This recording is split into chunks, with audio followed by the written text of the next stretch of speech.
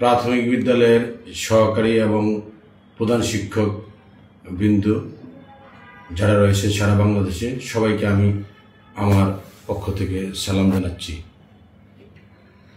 প্রিয় শিক্ষক এবং শিক্ষক নেতৃবৃন্দ, আপনারা জানেন আমি সবসময় আপনাদের পক্ষে বিভিন্ন সমাবেশ, সেমিনার, আপনাদের যে কোনো যৌক্তিক আন্দোলনে কোর্টে এবং মাঠে সবসময় আপনাদের পাশে ছিলাম, এখনও আছি।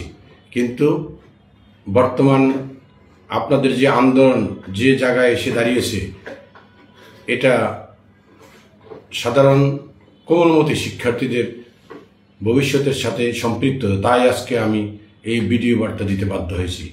আমি আপনাদের কাছে অনুরোধ করব, আপনারা যারা শিক্ষক নেতৃবৃন্দ রয়েছেন এবং সহকারী শিক্ষক রয়েছেন, তাদের কাছে আমার অনুরোধ, আপনারা এই কোমলমতি শিক্ষার্থীদের শিক্ষা জীবনের কথা, ভবিষ্যতের কথা চিন্তা করে আপনাদের এই আন্দোলন প্রত্যাহার করে দ্রুত সময়ে আগামী রবিবার থেকে আপনারা বার্ষিক পরীক্ষা নেবেন এবং শিক্ষার্থীদের সকল পাঠদানে সহযোগিতা করবেন, এটা চালিয়ে নেবেন।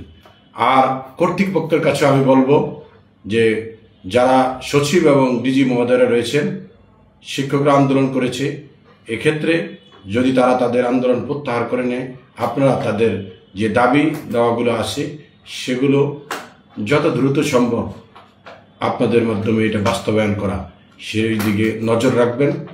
সবাই সহনশীল অবস্থা বজায় রাখার জন্য আমি উদারত আহ্বান জানাচ্ছি। আর সকলকে এই বার্ষিক পরীক্ষা যাতে দ্রুত সম্পন্ন করা যায় কোনো রকম নির্বিঘ্নে, সে ব্যাপারে অভিভাবক, শিক্ষক এবং যারা রয়েছেন অন্যান্য সহকারী শিক্ষা অফিসার সবাই ঐক্যবদ্ধ হয়ে কাজ করবেন, এটাই সবার প্রতি আমার উদারত আহ্বান।